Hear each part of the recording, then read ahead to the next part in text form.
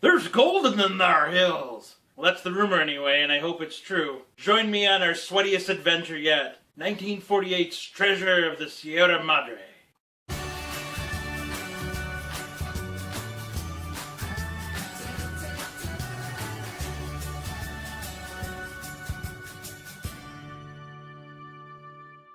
Hey Frankensteins! Our film this week is 1948's Treasure of the Sierra Madre, starring Humphrey Bogart, Walter Huston, and Tim Holt, and a tiny Robert Blake, who went on to do some amazing and illegal things. This is our third film with Bogart, our second film directed by John Huston. I don't know much about this film. I've never seen it. I think I know one line about badges and how you don't need them because they stink.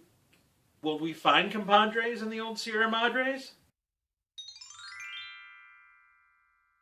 Oh, this film is so sweaty. There's just sweat everywhere. All they do is talk about sweat and the temperature and the sand and the blowing and the horrible you need water, you'll die.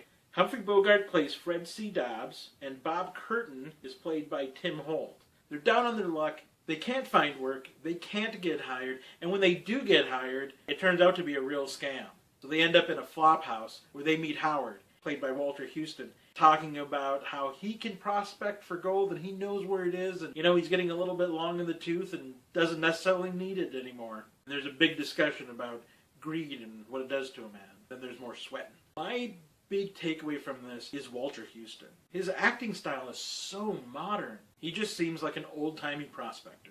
And he just sounds like this is a real guy doing real things. Since they're in Mexico, he needs to know Spanish. Well, Walter Huston doesn't know any Spanish. So they had a Mexican actor read all the lines, put them on a recording. Walter would listen to them every night and say them back. And people said his accent was so perfect that they thought that he had actually grown up learning both languages. This movie is based on the book, The Treasure of the Sierra Madre by B. Travern, and that book was based on a 19th century German ballad. Plus, the adventure story in the book reminded John Huston of his own adventures in Mexico. John Huston was pretty much the adventurer that he made films about.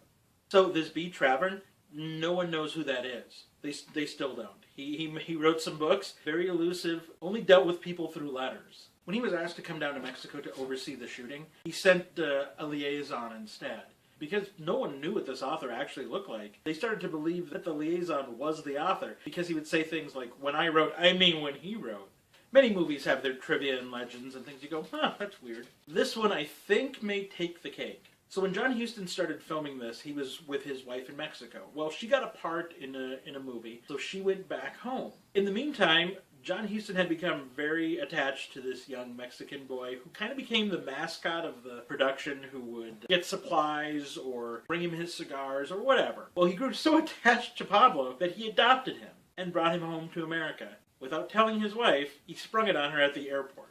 For Huston's first movie, The Maltese Falcon, he came in ahead of schedule and under budget because he was so concerned that he would never make another film. Well, after making a few more films and some documentaries during the war, he must not have been too concerned because this came in way over budget and way over schedule. It was one of the first films that Hollywood had done that was set on location in the places that they were talking about, mostly in Mexico, in the jungles and in the desert and all. But it came to the point where they had to do some of this back in Hollywood in the studio because it was just costing so much money.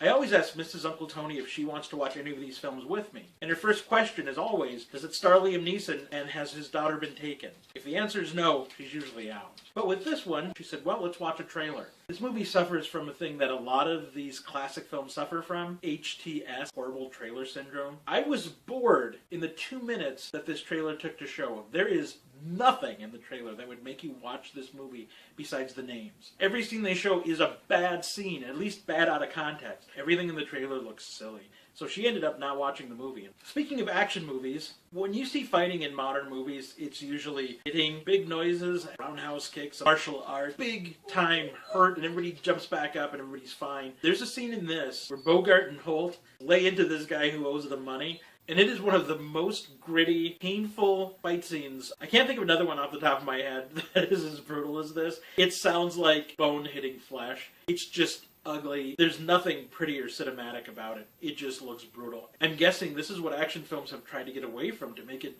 more hyper-realistic. Now, on its surface, this film is about gold and the finding thereof. Really, this is about greed and madness with the possibility of having so much when you've had so little does. But it's also just a world view thing. From the very start, Humphrey Bogart is a man who is down on his luck, usually somebody else's fault, but not always somebody else's fault. He trusts no one.